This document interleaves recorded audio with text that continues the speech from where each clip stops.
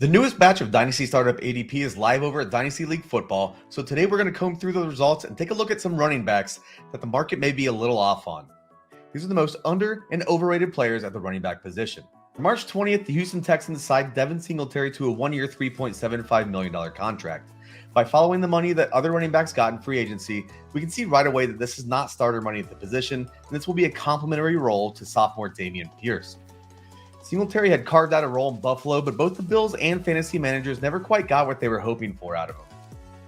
Though Singletary didn't miss a single game over the last 3 years, he finishes his 4 seasons with Buffalo by only eclipsing the 100-yard mark 3 times. He's unlikely to add many games of that total this season, but it doesn't mean he isn't in a position to score some fantasy points in 2023. While the Texans have continued their overall and offensive personnel, they have also switched coaching regimes, pulling in both head coach DeMeco Ryans and offensive coordinator Bobby Slowick from the 49ers.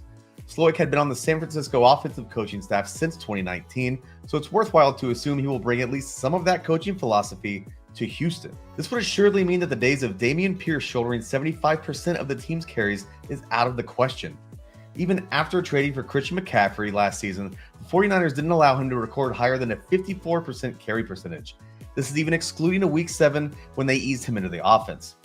This is all to say that Devin Singletary likely has a role in Week 1, and he has logged some of the most snaps in pass protection over the last 3 seasons, which could shoehorn him into a third down role as well. We should assume that the team will be ultra vigilant about protecting their future second overall pick quarterback. The 25-year-old Singletary is currently ranked as DLF's RB38, yet was coming off the board as the RB56, making him an underrated target.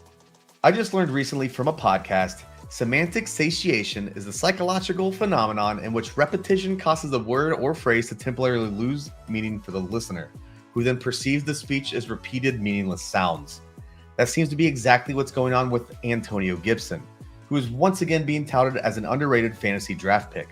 It's understandable that fantasy managers are sick of buying into it. Nonetheless, a drop in value all the way to an RB4 seems a little aggressive. As of now, Gibson is going a round and a half after Khalil Herbert and teammate Brian Robinson, while sitting directly ahead of Kareem Hunt and Alexander Mattison.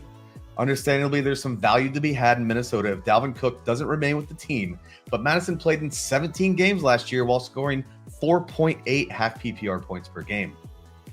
And why are we so certain that the team won't just bring a different RB1 on if Cook leaves? Meanwhile, Kareem Hunt is entering his 7th NFL season and is still a free agent. It's disrespectful that these two guys have the same long-term value as Antonio Gibson. Even if Brian Robinson takes over a majority of the ground game, there's still a chance that the team deploys more of a traditional 1-2 punch when they released specialist J.D. McKissic. That is a role that, and stop me if you've heard this before, Antonio Gibson could be great at. Because just in case you forgot, Gibson was a wide receiver at Memphis in his final year of college. Let's stop in Kansas City, where there is clearly a huge demarcation of value between the defending champ's top 2 running backs. With sophomore Isiah Pacheco coming off the board as the RB26 and Clyde Edwards-Helaire falling to the RB58 in startup ADP, the two options are going 90 spots apart from the 85th overall selection down to the 175th. The 2022 season was one to forget for Edwards-Helaire, and there's no doubt about it. CEH found himself in the injured reserve in Week 11 with a high ankle sprain that kept him out until he was activated as an emergency option ahead of the Super Bowl. Prior to the injury, he'd only garnered 89 touches through 9 games, sitting as the RB32 with 9.9 half PPR points per game. This was his second straight disappointing season, and even worse, he had just started to be out-touched by 7th-round rookie Isiah Pacheco. Looking at the two players' production last season, you couldn't possibly argue that CEH should be going ahead of Pacheco. But 90 spots later, maybe not. There should probably be an adjustment, and it's probably to both average draft positions. We can ignore the NFL draft stock, as it's now been 3 years since Kansas City spent a first on CEH, and we can ignore age because he is less than a year older than the sophomore. Both options had nearly identical elusiveness last year, and Pacheco even started to lose some of his playing time to Jerick McKinnon, who is now a 30-year-old free agent. There are positive to CEH's stock, such as how none of us truly know how the team is going to deploy the backfield in 2023 or beyond, and there are negatives to Pacheco's, including the receiving work that was given to other backfield options. The bottom line is, as long as CEH is healthy and on the Kansas City Chiefs, he shouldn't be coming off the board as a borderline RB6. And with the possibility that the team simply drafts another running back, Isiah Pacheco probably shouldn't be a borderline RB2. which makes both of them respective underrated and overrated options at the same position. We'll finish things off here today with likely the biggest fantasy loser through the free agency period, Detroit Lions running back DAndre Swift. It seemed more than likely that Jamal Williams was going to cash in on his 17 touchdown season elsewhere, which would presumably give Swift a leg up on whatever incoming rookie the team would select in April. Williams did sign with the New Orleans Saints, but it didn't end up being good news for the back heading into his fourth season with Detroit. Instead, the team would bring in David Montgomery, an option that is just as good around the goal line as Jamal Williams and likely even better between the 20s. What's more, Montgomery is coming off his third straight season with over 30 receptions, which could eat even further into Swift's role in the offense. DAndre Swift once led the team in carries from inside the opponent's 10-yard line. That was in 2021 and only amounted to 11 attempts.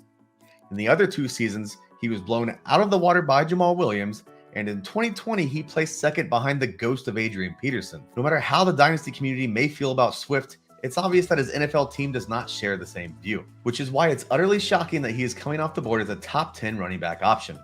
It's not out of the question that he gets outscored in 2023 by his own teammate.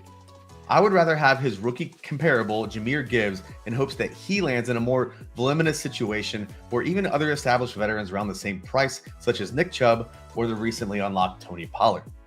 Swift is an explosive back who can flip the game on its head, but sadly the Detroit Lions want to preserve that for as long as possible, leaving him to fight for playing time.